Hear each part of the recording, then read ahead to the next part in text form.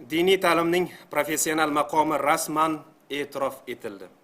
O'zbekiston Respublikasi fuqarolarining dinga bo'lgan munosabatidan qat'iy nazar dunyoviy ta'lim olish huquqi ta'minlanishi qayd etildi.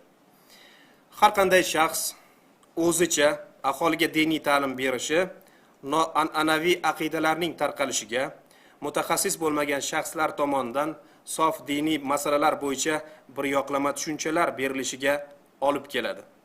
Bu esa jamiyatda diniy masalalar bilan bog'liq ixtiloflar kelib chiqishiga, aholining yot g'oya va qarashlar ta'siriga tushishiga sabab bo'ladi. Shu maqsadda diniy ta'lim muassasasidan tashqarida diniy ta'lim berish noqonuniy faoliyat sifatida belgilandi. Uchinchidan, amaldagi qonunchilik hujjatlarida ibodat libosi tushunchasining huquqiy ta'rifi mavjud emasligi sababli jamoat joylarida ibodat libosida yurishga taqiq qonundan chiqarib tashlandi.